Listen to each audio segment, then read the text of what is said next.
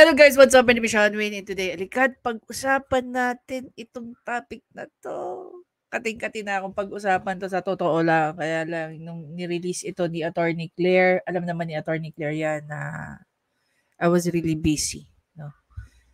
Dahil sa ganap sa school. No? Dahil exam week, completion of requirements, and all the shebang, and full load tayo. Kaya ang hirap-hirap to catch up.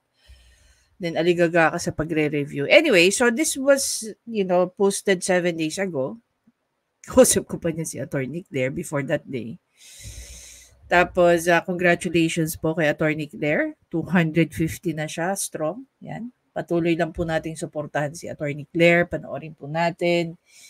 Kahit po tayo ay magkakaiba ng opinion.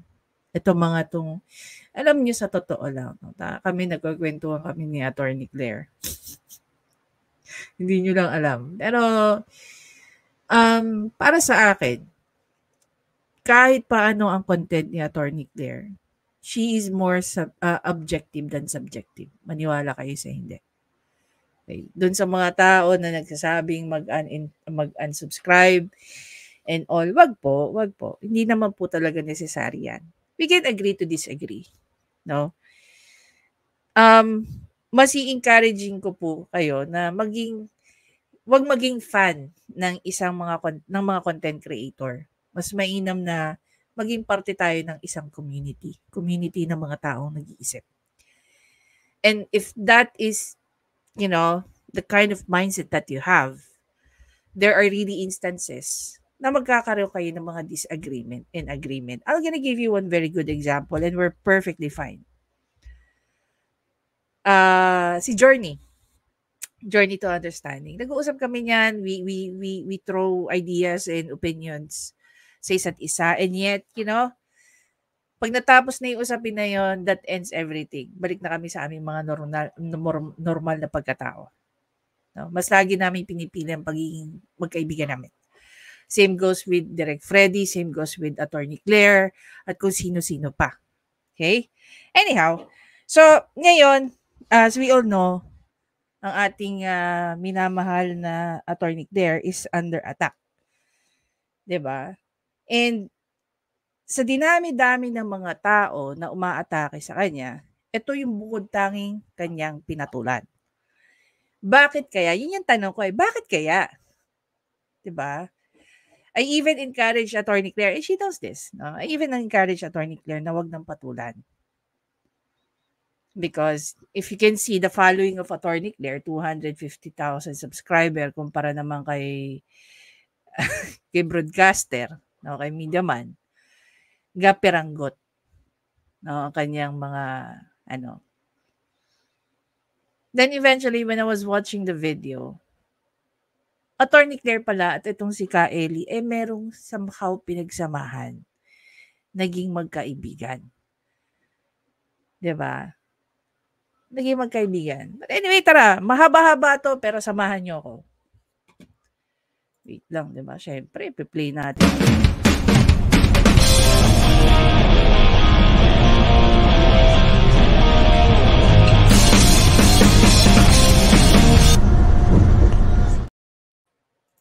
Hello everyone! Welcome back to my YouTube channel, Batas with Attorney Claire Castro. At tulad ng aking ipinangako, pag-uusapan natin ngayon, yung content nitong si Vlogger Mediaman.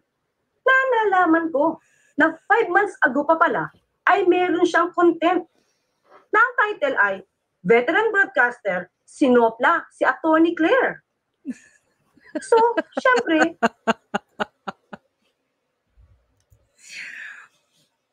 kakaiba rin yung apog ni Mediaman. Bakit? Veteran broadcaster, sinopla si Attorney Castro. Tapos meron ka ng 1.6 views 5 months ago. Kung ito 5 months ago kay Attorney Claire, baka nasa 100,000s na yan. Diba? Sa totoo lang, mahirap soplahin si Attorney Claire. No? Napakahirap. Ako ay na-curious kung ano ba yung nilalaman ng content niya.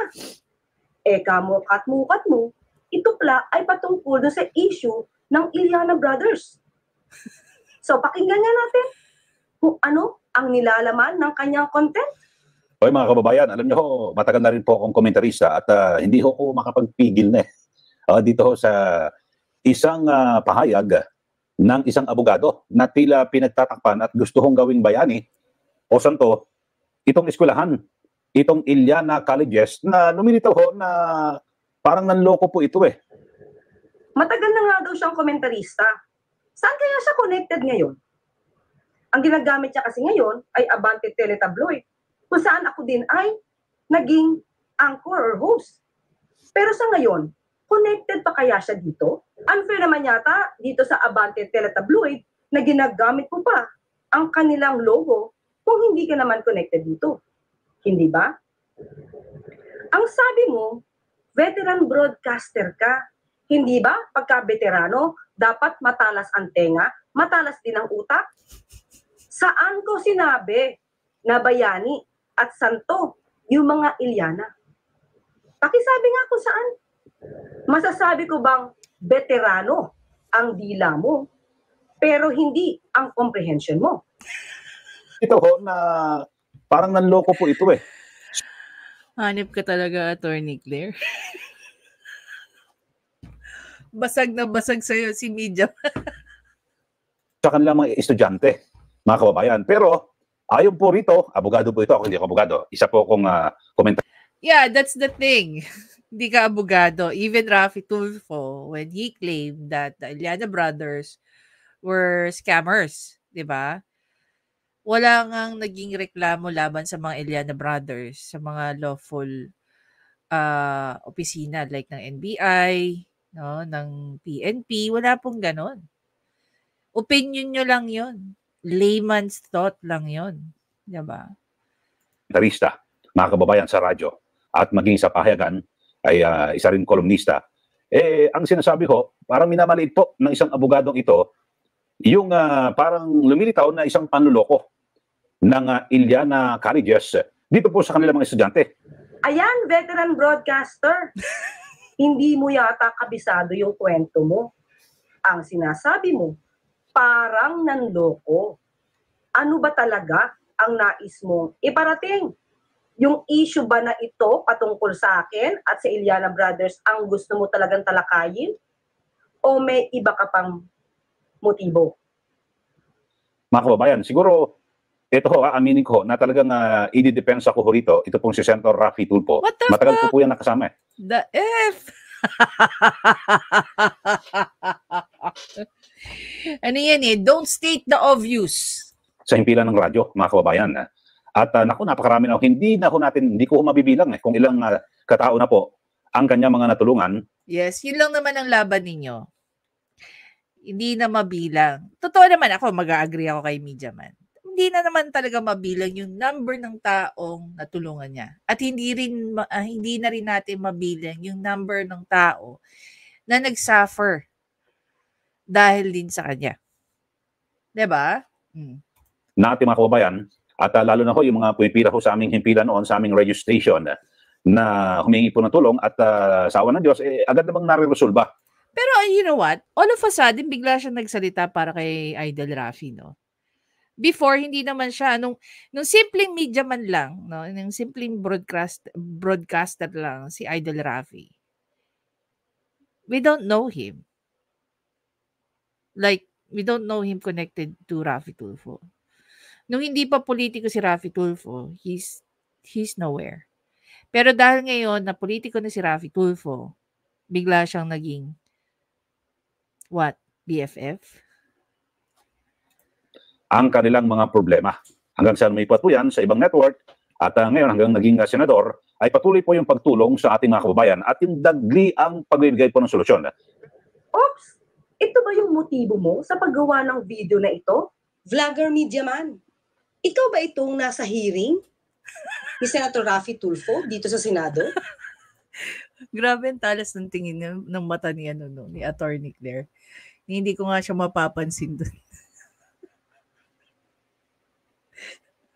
Tignan nga natin ang malapitan. Ay, ikaw nga.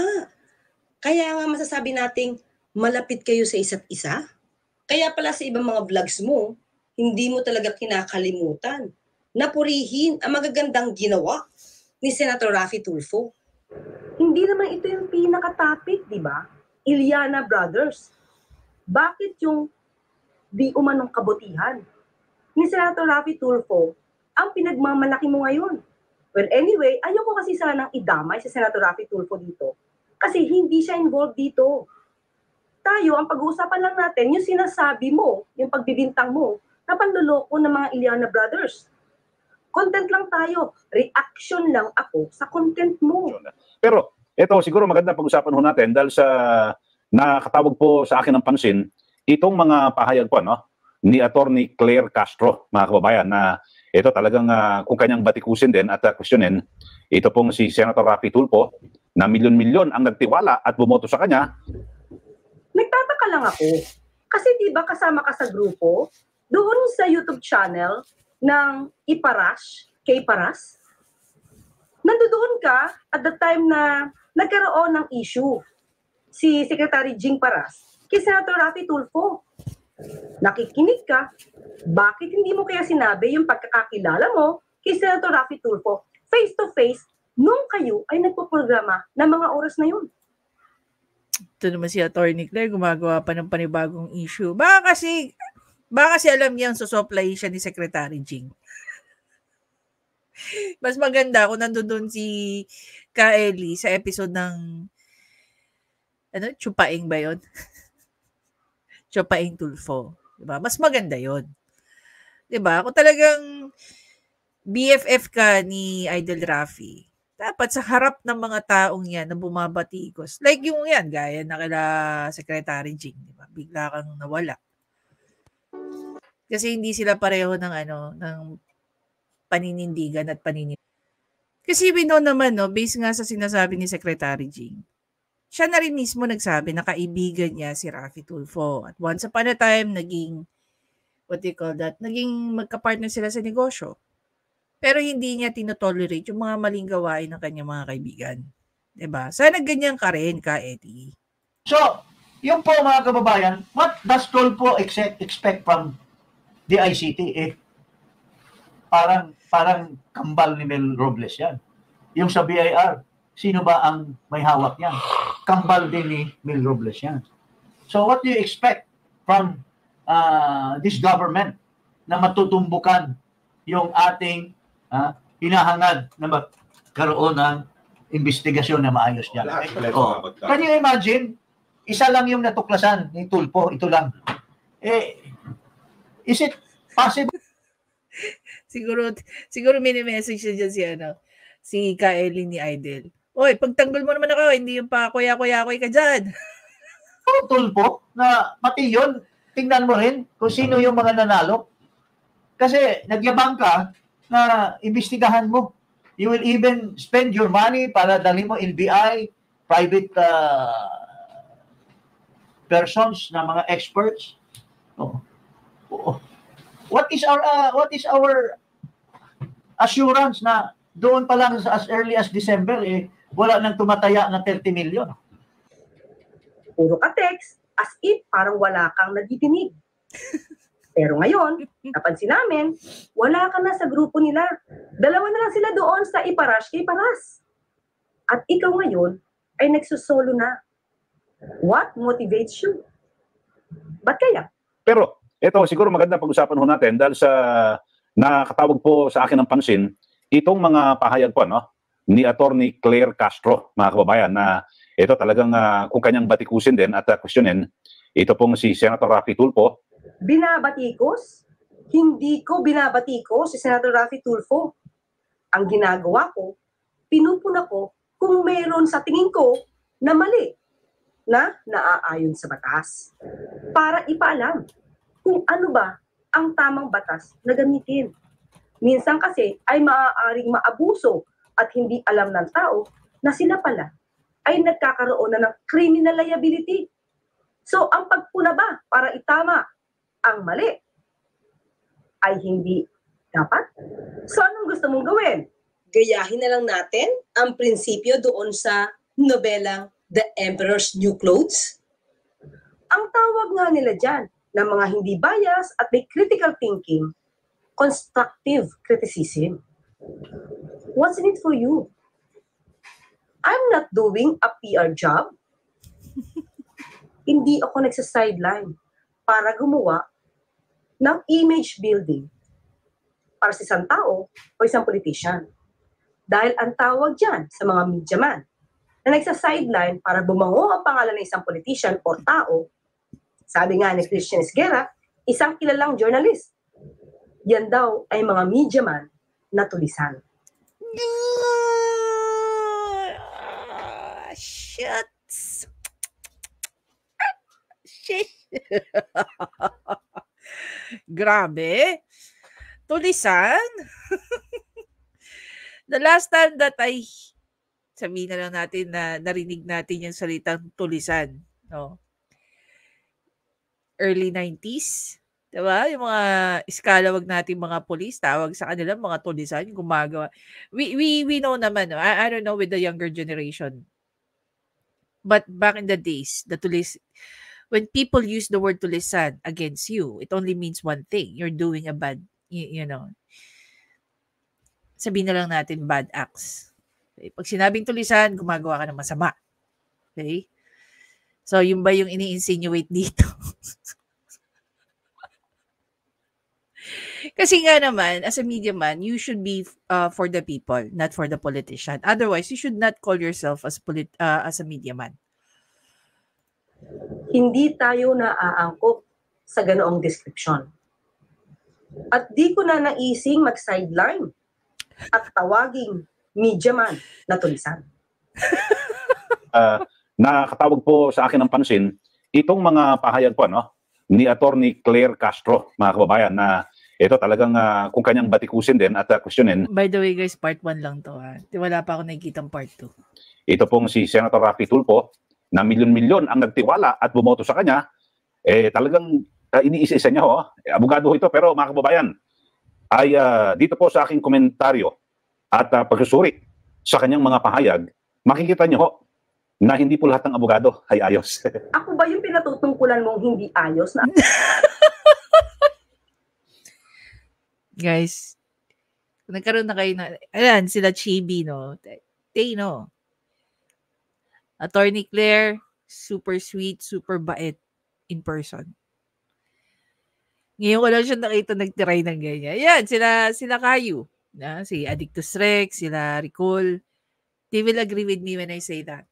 Napaka-sweet na tao nito ni Attorney Claire. Pero ngayon ko lang siya nakita nagtaray ng ganito. Kaya kating-kati ako gumawa ng reaction tungkol dito sa ginawa niya. Kasi tatawa ako. Grabing magtaray si Attorney Claire dito. Abogado?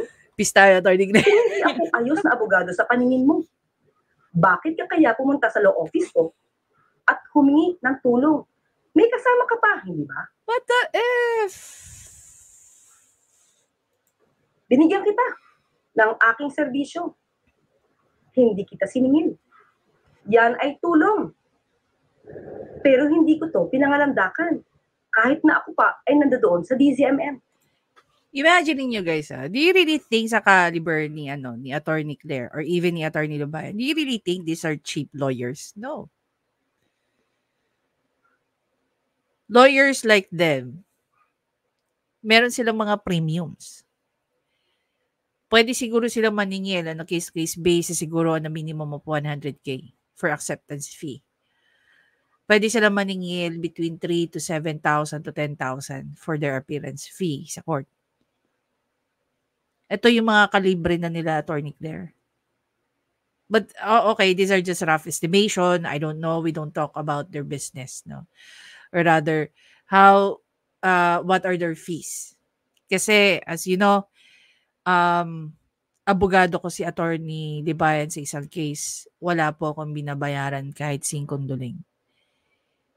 Okay? Again, wala po akong binabayaran kahit $5 kay Attorney Libayan. Kaya pagka meron nagtatanong sa akin, yung mga nire-refer ko na lang bilang pambawi ko kila Attorney Libayan. Diba?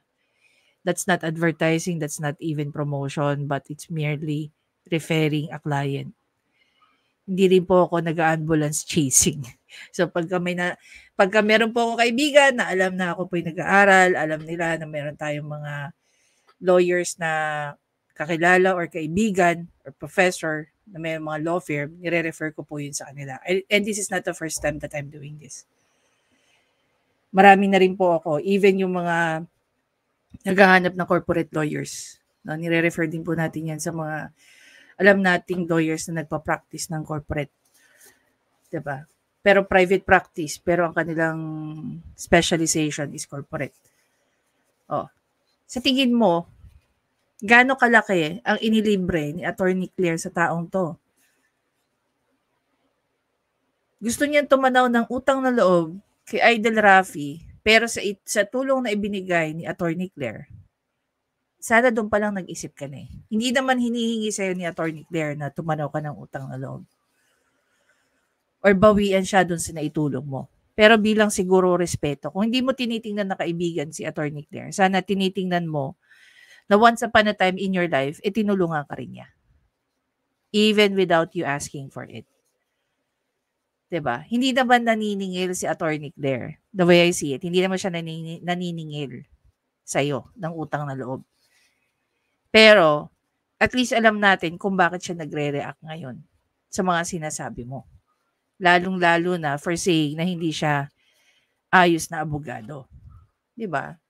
Diyan pa lang, nakikita natin na may mga tao talagang ingrato.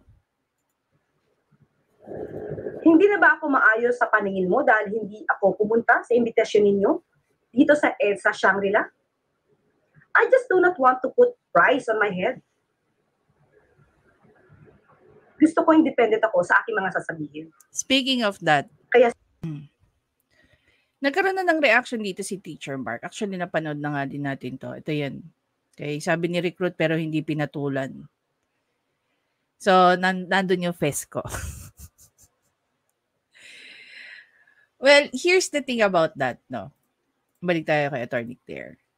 Nung bagong-bago pa lang si Raffy Tulfo as a senator, I got invited. I was referred to them and I got invited to attend a series of meetings. Wala doon si Raffy Tulfo.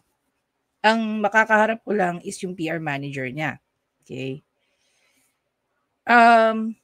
Ang una kong sinabi doon sa PR manager, hindi ko nga binoto yan eh. Tsaka yung most viewed kong video nung una, no, nung nagsisimula pa lang ako sa political content, was that kung bakit hindi ko iboboto si Raffy Tulfo. Okay? Ang sinabi naman niya, wala naman daw yun kay Raffy Tulfo. And baka daw, hindi ko pa nakikilala ng lubusan si Raffy Tulfo, bigyan ko daw ng chance. If I remember correctly, yun yung napag-usapan namin over the phone. So, sabi ko, sige, pag-iisipan ko. Okay? So, they invited me a couple of times, hindi talaga ako pumunta. Kasi, una, naniniwala naman ako na nakatulong si Raffy Tulfo. Pero naniniwala din ako na yung ginagawa ni Raffy Tulfo ay hindi rin nakakatulong. Lalong-lalo na kung ikaw na-experience mo na ina-approach ka ng mga pinatulfo, di ba? Na awang-awa sa kanilang mga sarili, na nagsasuffer ng mental health, na nabibismerch ang kanilang pagkatao. How can you support that kind of program? And how can you support that kind of person? Di ba? And that was the best decision. One of the best decision na ginawa ko sa buhay ko. No? And to be fair, wala namang inalok na pera-pera. Walang ganun. Okay? It's just that, susuportahan mo lang at i-vlog mo yung mga ginagawa ni Raffy Tulfo, siguro sa Senado, which is yun naman yung nakikita natin nowadays. Minsan nga, naiinis ako sa totoo lang. No? Pinalaki kasi ako may paninindigan at prinsipyo. Gaya ni Attorney Claire. You cannot buy me. I'm not for sale. Gaya nga, yan, gaya na sinasabi ni Attorney Claire, walang pressure yung ulo niya. Diba? And never akong magpapabayad kahit kanino. If we're talking about lang the content. Okay? I'd rather enjoy 1 person, 2 person, 3 person, diba? Yung mga ganyang views, number of views. Okay na ako doon. Ang importante, lumalakad ako sa kalsada na hindi ako kayang sabihan ng kahit sino na bayad akong content creator. Diba? Yun lang yung yabang na meron ka eh. Yun lang yung yabang na pwede mong ipagmalaki.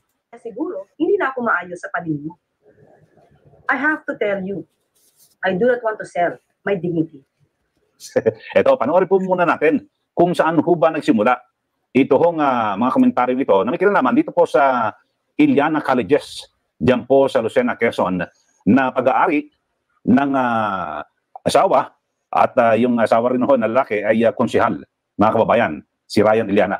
Panoorin ho muna natin at itong panimula ni Atty. Claire na kung saan ay kanyang parang pinalilitaw o lumilitaw na kanyang idinedepensa yung paniniwala ng mga estudyante na sila po yung naloko nito pong Iliana Colleges. Wala akong dinedepensahan dito. Inaalam ko kung ano yung kwento ayon doon sa aking napapanood at sa aking naririnig. Ang dinedepensahan ko dito ay batas. Bakit naman kasi madaling magsabing scammer ang isang tao kung hindi nyo naman alam yung totoong definition nito? At kung hindi nyo rin batid ang buong kwento, lalong-lalo na kung hindi nyo naman nakausap yung taong involved bago kayo nagbintang na scammer siya. Para sa iyong kaalaman, baka kasi hindi mo na-research. Pag-usapan natin kung ano ba ang definition ng estafa. Estafa, as defined in the Revised Penal Code of the Philippines, refers to the act of defrauding another person or entity by intentionally deceiving them through false pretenses, fraudulent acts, or other similar schemes. The deception must result in the victim suffering financial loss or damage. Scammer ka agad sa paningin mo kahit mukhang hindi mo alam ang definition ng estafa. Ang pagkakaalam pa natin, if you recall guys, na yung mga yon, 'di ba? Parang very minimal lang yung binabayaran nila sa Iliana Colleges. 'Di ba? Tapos based na rin sa narration ni Anjo Iliana, hindi po sa kanila yung may pagkukulang doon. And yet, parang dinisregard nyo yung sinabi, yung explanation ng mga Iliana. Kasi gusto nyong tayuan at tindigan yung sinabi ng mga bata. Knowing that, pinahiya nyo na nga, nagkaroon pa ng losses yung mga Iliana brothers. Yung mga taong nakikinabang sa Iliana Colleges, Paranaque man yan or even sa Bicol na meron daw yatang branches, maraming nagpapasalamat sa ginawa ng mga Iliana. Dahil may mga kabataan talaga na grateful sa inoffer nilang scholarship. Maliwanag dito, dapat intensyon. May intensyong panloloko. Dito ba sa isyong ito, napatunayan mo ba, veteran broadcaster, na may intensyon ang mga Iliana na manloko ng mga estudyante? Tingnan natin ang kwento. Panoorin po natin, mga kababayan. Ito ay tungkol sa reklamo ng mga estudyante ng isang vocational school na pag-aari ni Ryan Iliana at ng kanyang asawa. Binabanggit dito na hindi sila makakuha ng certificate dahil hindi daw rehistrado ang eskwelahan sa TESDA. Alam mo ako, dapat i-reverse na natin yung sitwasyon. Like say for example ganito. May mga nagpatulfo. Okay? May mga, wag natin pipigilan yan. May mga nagpatulfo. Tapos, yung mga nagpatulfo, ginamit lang ang programa ni Rafi Tulfo at ni Tulfo para may mapahiyang tao. Pag yung pinatulfo ninyo, no, lumalabas na sila ang binibiktima ninyo, dapat i-encourage natin yung mga yan mag-file ng libel suit against sa mga nagpatulfo. Tingnan natin kung magagamit pa ang programa ni Rafi Tulfo para mamahiya ng tao. Tapos yung magpa-file ng libel suit laban dun sa mga nagpatulfo, madadala yung mga yan. Hindi nila basta-basta magagamit si Tulfo at saka ang RTIA para may mapahiya silang tao. Dapat ganun yung gawin natin. Hindi ko naman sinasabi na dapat tumapit kayo kay Atty. Claire o kay Atty. Libayan o kanino man. Pwede kayong lumapit sa mga PAW. Diba? Mag-file kayo ng lawsuit against dun sa mga nagpatulfo sa inyo Lalong-lalo na kung kaya niyong patunayan na kayo sinisiraan lang, no, ng mga taong nagpatulfo sa inyo. July 23 po. Saan ba itong Iliana Colleges of Sa Business? City, Quezon po. Gano'ng katagal na pumapasok dito? More than 1 year na po. Nasabi niyo na po ba sa management ng eskwelahan na nag-check po kami, hindi pala kayo accredited ng TESDA? Ano pong reaksyon nila? At that time po, tatlo po kami nagharap po sa finance administrator po. Okay. Mrs. Evelyn Estrada po. At hindi naman po niya dinenay na hindi nga po talaga registered pa po sa TESDA. At ang sinasabi lang po sa amin ay processing pa daw po. Iba yung processing, iba yung walang lisensya. Tanong ko lang naman, Senator Raffy Tulfo, nung pumunta ba ang mga batang ito para ireklamo yung Iliana Colleges, natawagin niyo muna ba eskwelahan para malaman ang punot dulo nito? Kung saan nagsimula ang problema? Kasi parang lumalabas dito, hindi niyo pa alam kung totoo bang rehistrado o hindi. At kung hindi man rehistrado, ay kung ano ang problema sa hindi pagkakaroon ng rehistro. Kung wala silang lisensya, dapat hindi sila tumanggap ng enrollees. Now, itong Iliana Colleges of Business and Arts, pagmamayari ito ng isang Jean Iliana, na asawa ni Ryan Iliana. At si Ryan Iliana ay counselor ng Parañaque. Nakakausap niyo po itong si Jean Iliana yung may-ari. Yes po, sa office po ng TESDA po. Kung gusto daw po namin for that 1 year po ang pinag-aralan po namin, mag-take na lang po kami ng NC2 po. Yung po yung parang short courses lang po. Ang kinukuha niyo doon sa... Dalawa po kasi ngayon which is food and beverage services at saka po. Yan po. O ayan, veteran broadcaster. Nabanggit yung NC2. Ito ba ni-research mo kung anong ibig sabihin nito? Malamang hindi. Kasi hindi mo pinanood yung ibang video ko. 3 kasi ito. Kung saan aking pinaliwanag na ang mga estudyanteng ito di man mabigyan ng certificate dahil nga hindi ma-amend ang Articles of Incorporation patungkol sa address ng Iliana Colleges. Pwede silang bigyan ng certificate ng TESDA basta makapasa sa assessment o examination. Alamin mo muna kasi yan.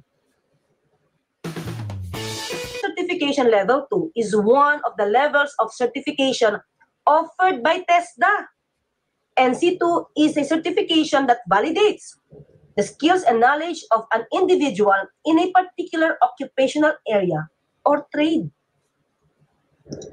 Binanggit itong NC2 na to nung estudyante ng Iliana Colleges. Alam ko, ni-research mo to, veteran broadcaster. Pero bakit hindi mo na-discuss at hindi mo napakita kung ano ang importansya ng NC2 na maaaring ibigay at i-issue ng TESDA matapos silang makapasa? Ayon doon sa kanilang nalaman o natutunan sa Iliana Colleges. Yan po. Na inyo pong napanood, mga kababayan, at kasi may mga nagreklamo ng mga estudyante.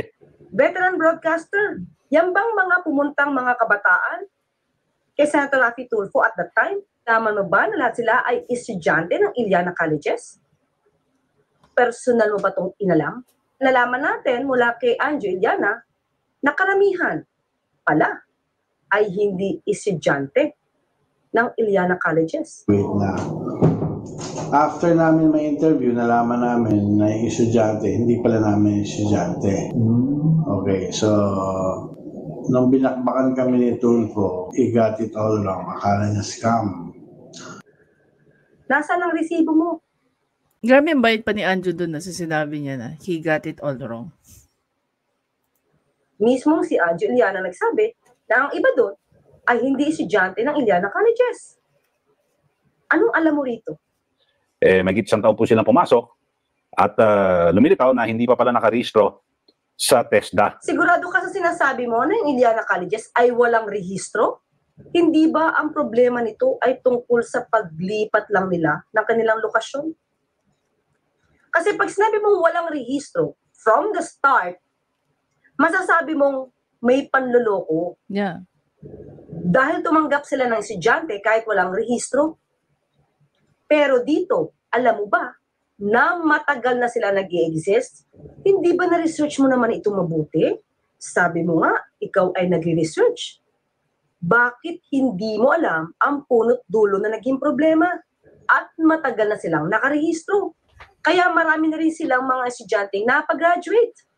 Tanungin kaya kita, ilang estudyante ang napag-graduate ng Iliana Colleges para sabihin mo na mangloloko sila? 5,000 po na students ang nabigyan po namin ng certificate. In other words, nag-graduate. Yun ba ang may panloloko? Hindi mo yata inalam kung saan nagkaroon ng problema ang Iliana Colleges. Kaya mahirap magbintang na manloloko, ang bilis bitawan ng salitang manloloko. Kung hindi nyo naman alam ang ibig sabihin nito, dapat meron kayong liability sa pagbibintang na ganito.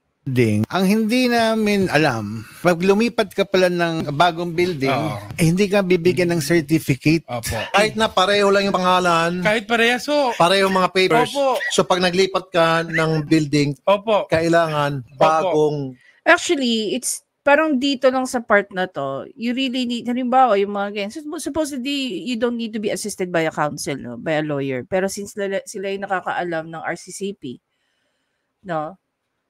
Or Revised Corporate Code of the Philippines. Totoo yun. Yung magpapa-amend ka lang ng address, it will take some time din. Diba? Sa, Articles of Incorporation. Yes Permit. po. At ito pa po, Kuya Rafi. September po 2018, nag-apply na ho. And take note, they were very, they were very respectful, polite, and after that, grabe yung ni Rafi Tulfo sa kanila. Kami sa SEC. Mula ho hanggang ngayon po, hindi pa ho kami na-approve ng SEC para ho maipasa lang po namin sa TESDA. Cheap hotel rates, cheap travel deals. Del Castro, bakit daw agad na hinuhusgahan na raw po agad ni Senator Rafi Tulfo ito hong Iliana Colleges na paluloko at ang isang side lang daw po na mga estudyante na nagreklamo ang kanyang talagang pinaniniwalaan. Hindi po totoo yan. Sa katunayan, ito ho, na-interview ho mismo ni Senator Tulfo, ito pong provincial director ng TESDA at kanyang tinanong kung rehistrado ba o hindi. Hindi nga ba one-sided ang nagawa ni Senator Rafi Tulfo? Dahil yung mismong concern na may-ari ng nasabing Iliana Colleges ay hindi na muna niya napakinggan bago niya sabihing scammer sila. Bigyan kita ng halimbawa. Kung ikaw ay napagbintangang may mistress, nagkaanak, at di mo sinusuportahan, nireklamo ka. Ang gusto mo ba ay pumunta agad ako sa boss mo? At ikaw ay pagbintangan ko at ipangalandangan ko sa publiko na manloloko at hindi marunong sumuporta sa anak? Kahit hindi kita nadidinig? Yan ba ang gusto mo mangyari? Hindi ba dapat mas... Attorney Claire, halimbawa lang ba talaga yan? unahin ko na kausapin ka para malaman ko kung may katotohanan ba ang binibintang sa'yo? Hindi ba yan yung tinatawag nating due process at hindi cut the process? Bakit ka agad pumunta sa TESDA? Tama ba yun? Ni hindi nga alam ni De Jesus kung ano ang kabuuang kwento. Napakinggan mo ba kung paano siya in-interview ni Senator Rafi Tulfo?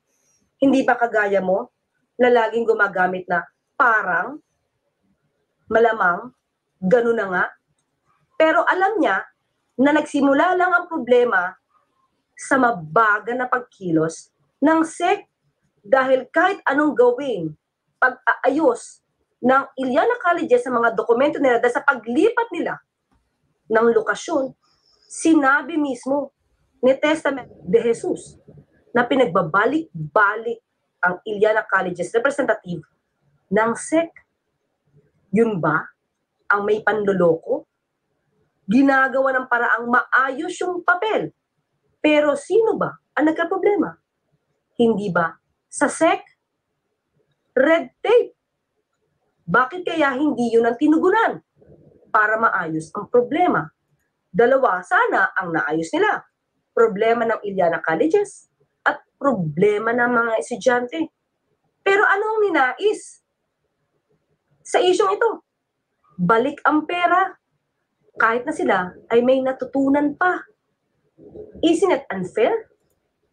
Ang dami nilang natutunan na pwede nilang gamitin kapag kumuha sila ng examination or assessment para sa NC2. At pag nakapasal sila doon, certificate na ng TESDA ang makukuha nila? Makakapasa ba sila sa NC2 kung wala silang natutunan mula sa Iliana Colleges? Ikaw kaya, veteran broadcaster, pakuhanin kita ng exam sa NC2 patungkol sa food and beverages. Papasa ka ba kahit hindi ka nakapag-aral? Enroll muna sa Iliana. Ito naman si Attorney Claire. Refer natin kay Anjo. Tingnan natin. Itoong Iliana Colleges, mga kababayan. Panoorin po natin. Itong pahayag mismo, pagkumpirma ng Provincial Director ng TESDA diyan po sa Quezon kung may permit o wala.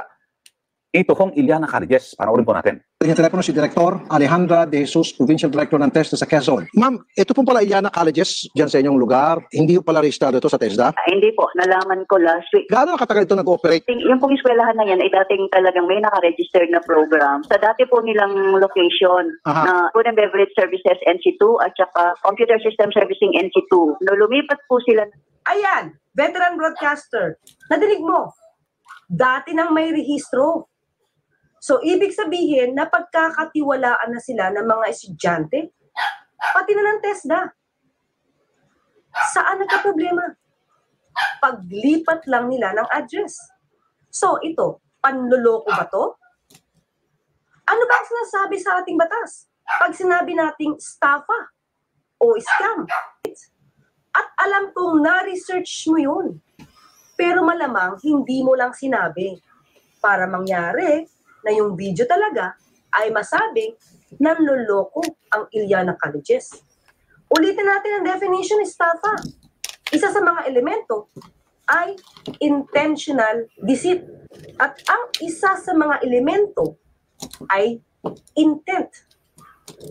The offender must have intended to defraud or deceive the victim, demonstrating a deliberate and conscious effort to commit the offense. Yung kanilang pag-aayos ng papel para maayos yung amendment sa kanilang articles of incorporation dahil nga naglipat sila ng lugar. May panloloko ba doon? Intention bang manloko? Ang sabi mo, bakit kailangan tumanggap agad ng estudyante kung hindi pa naayos yung papel? Ngayon, kung tatanungin natin dito sa video ni Attorney Claire, sino ngayon ang may intention manloko? Di ba? Sino merong intention ngayon na paniwalain yung mga viewers na tawag dito, na ang mga Iliana ay talagang what do you call that? May insinuation ng panloloko. Tandaan mo, matagal na sila nag-i-exist, tuloy-tuloy ang enrollment, at naglipat lang sila ng lugar.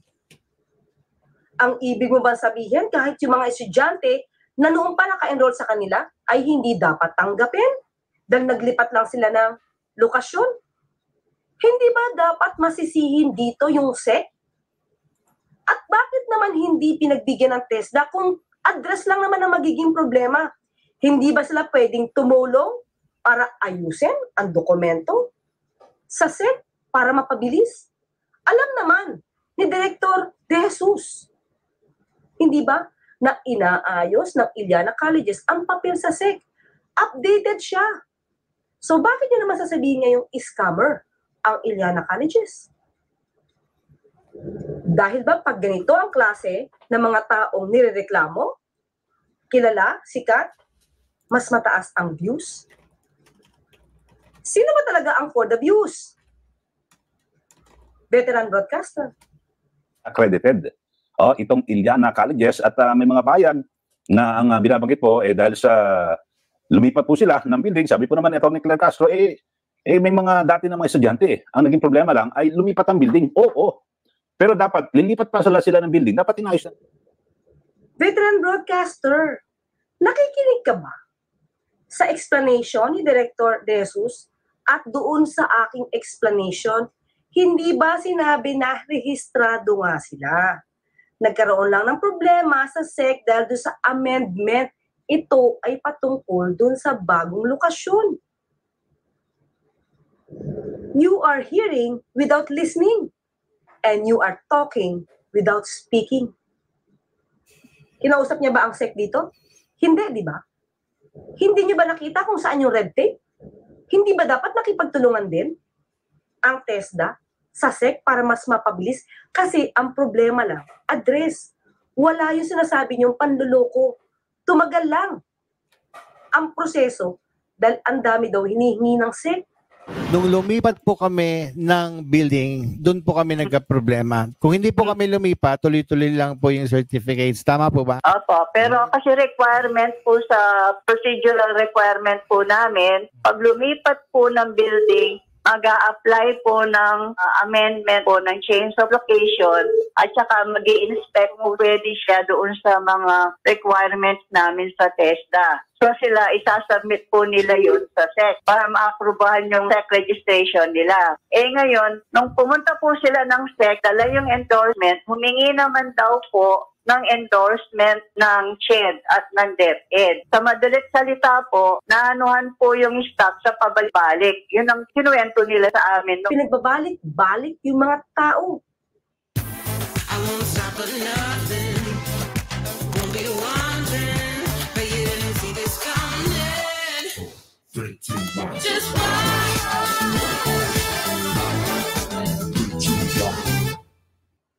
Have you passed the NCLEX exam? Do you have at least 1 year of bedside nursing experience? If you answered yes, what are you waiting for? Pag ba yung tao, pinoproseso yung mga papel, pero hindi magawa agad dahil sa red tape, manloloko na.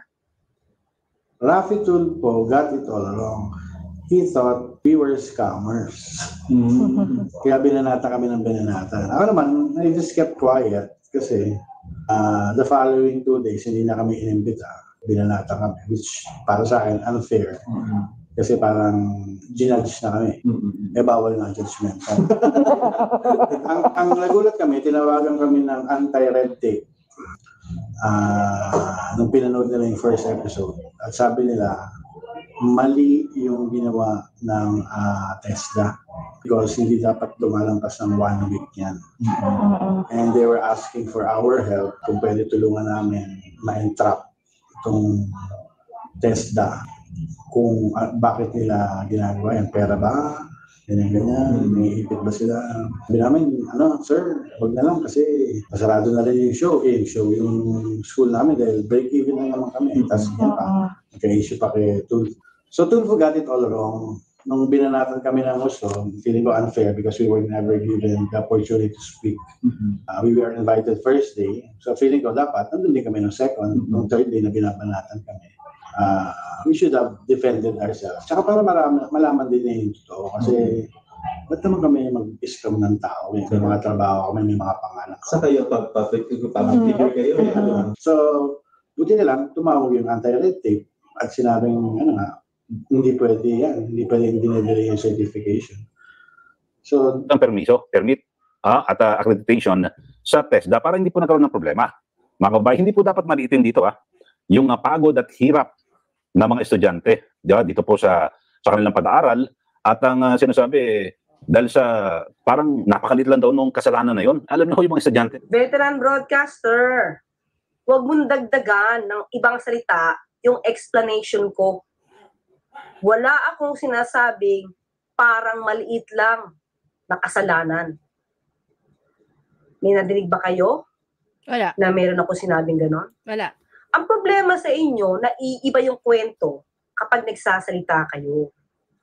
Ang ine-explain ko dito, sana nabigyan ng solusyon. Nagkaroon pa ng answer o responde patungkol sa issue ng red tape. Tsaka, Attorney Claire, gaya na nga rin ng sinabi ni Anjo Eliana dyan sa clip na pinakita mo. They were not given enough opportunity to speak up, to defend themselves, to clarify issues. Instead, they were accused maliciously. Diba? Yun yung sinasabi nila Anjo Eliana. Na binanatan sila ng binanatan, ni Idol Rafi doon sa mga succeeding episode. Natulungan nyo na yung Iliana Colleges, natulungan nyo pa yung mga estudyante. May sinabi ba ako tungkol sa maliit na kasalanan? Huwag ganyan, veteran broadcaster. Huwag kayong gumawa ng ibang kwento. Please lang.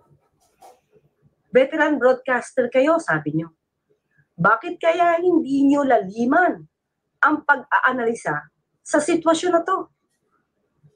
Ang may problema ba ay yung Iliana Colleges o ang gobyerno? Tanong ko nga sa inyo, kayo pa mismo, sabi nyo nga kaibigan nyo si Senator Rafi Tulfo noon. Hanggang ngayon, tinulungan nyo ba siyang kausapin ang mga taga-SEC? Bakit sila mabagal? Nagka-problema ang Iliana Colleges sa bagal ng SEC. Bakit nyo ibubunton lahat ang kasalanan sa Iliana Colleges? Please lang, konting critical thinking. Komentarista ka pa naman, sabi mo. Para sa TESDA, marami dyan umaasa na kapag nakagraduate, nakakuha ng certificate, ay gagamitin nila para po sila ay makapaghanap buhay dito sa ating bansa at maging sa abroad. Mga kababayan, di po ba? So, hindi pa pwede. At ang kinakatwiran, i-depensa ho nito ni Claire Castro, dito pong Iliana Colleges, kasi hindi para po na-amienda sa Securities and Exchange Commission o SEC, kaya hindi ho sila ma-accredit at ma-aprobahan ng TESDA. Bakit hindi nyo inayos yan? Bakit kayo kaagad tumanggap ng mga estudyante? Di po ba? Maliwanag ho nito, no? Ewan ko lang ho. Kayo na humusga, mga kababayan, kung tama ho ba o mali. Parang lumilita ho, di ba? I-depensa ho ni Atty. Claire yung Iliana Colleges. Ano ba? Kaibigan niya ho ba yan o ano ba? Tumawa ka pa. Dinidepensahan ko ang mga ang Iliana Colleges dahil baka kaibigan ko. Ay, teka lang, veteran broadcaster. Huwag niyong ibintang sa akin yung ginagawa niyo. Sino bang umamin dito na may kaibigan siya? Hindi ba kayo? At tandaan niyo, veteran broadcaster, hindi ko personal na kilala ang mga Iliana brothers. Kayo ang may personal na kilala kay Senator Rafi Tulfo. At inamin niyo yan. Hindi sa akin galing yan. Sa inyo. Kaya ba ganyan ang pagtatanggol niyo sa kanya? Hindi kita masisisi. Hindi ko alam kung gaano kalalim ang relasyon niyo. To be continued. Anyway, guys, what can we learn from here? No, number one, the way I see it. Okay, pasensya na kayo, napakahaba. I hope makarating kayo sa point na to. What can we learn from here? Unang-una sa lahat, if we're going to compare Secretary Jing Paras, who also claimed na naging kaibigan niya si Rafi Tulfo. And yet, kinikriticize niya, kino-call out niya because he mean nothing but good for the senator friend, 'di ba? Na inaano niya na pagpalit ng estilo, magbago.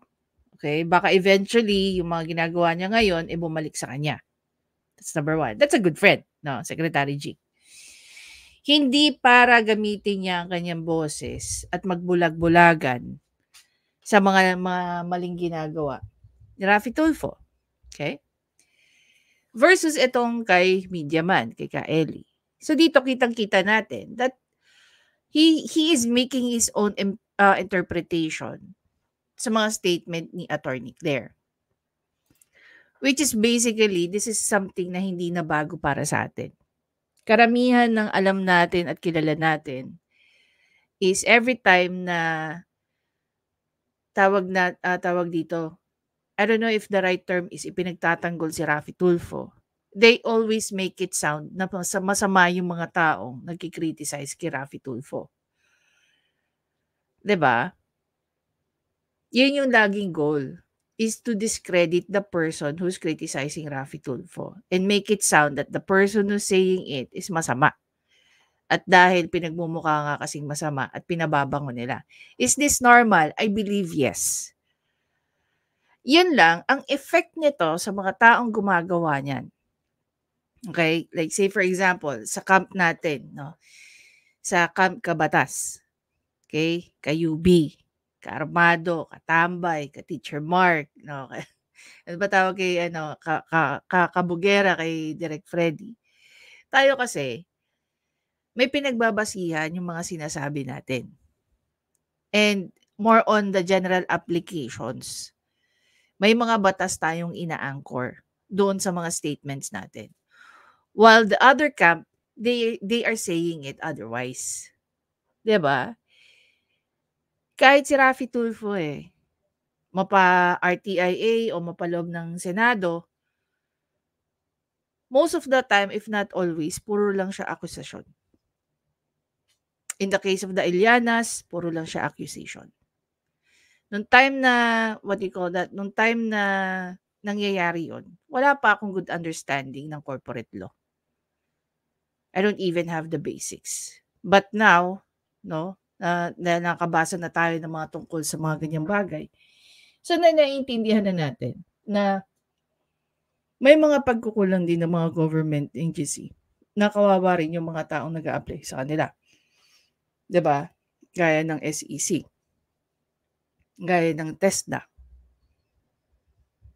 Tapos merong mga tao na gaya ni Raffy Tulfo na nag-i-invest doon sa mga senaryo na yon. Nagiging topic, napapa-viral. 'Di ba? Do you really think makatarungan para sa mga taong gaya ni Angeliana na wala naman naging intensyon but to offer free education, no, to those deserving students? Kung tutuusin, mas marami pa nga natulungan si Angeliana. Because yung pagtulong niya, wala siyang nasasaktan ng mga tao. Yung pagtulong niya na mapaaral yung mga estudyante na yon, hindi lang one time, big time. Pero yung education na na-instill na ibigay ng Iliana Brothers, para sa mga yon, they will bring it to eternity. Habang buhay nilang mapapakinabangan yon. If we're going to compare yung tulong ni Raffy Tulfo doon sa mga taong lumalapit sa kanya versus education na ibinibigay ng mga Iliana through their school, through their institution, hanggang mamatay na yung taong yun. Nandun na yun sa sistema niya, nasa katawan niya na yun. Kung pag-iigihan niya yun, yung natutunan niya sa college ng mga Ilianas, hindi malabo na isa yan sa mga taong yayaman dahil sa kasipagan. Hindi gaya ng mga lumalapit kay Raffy Tulfo. Mabigyan mo lang ng 5,000, 10,000, 15,000, I don't know how many thousands. Once na maubos yan, kalas, you're done. Tapos na. Hindi ka naman siguro babalik ulit kay Raffy Tulfo para humingi na naman ng mga tulong. 'Di ba? Although may mga nakikita naman tayo mga ganun, mga lumalapit kay Raffy Tulfo at gusto I remember itong, I don't know, yung dating yaya ni Raffy Tulfo na tumawag sa kanila. And ayun, Raffy Tulfo was very generous to that nanny. Pero kung ano hiningi ng pamilya. 'Di ba? There are tendencies na may mga ganun talaga. Ako nga small time lang ako nung panahon ng kasagsagan ng eleksyon. May mga tao na kahit papaano lumalapit, humingi ng financial na tulong. Kahit konti nakakabigay tayo. Pero gusto gawin monthly. Kakapalan ng mukha. 'Di ba? Kakapalan ng mukha. So,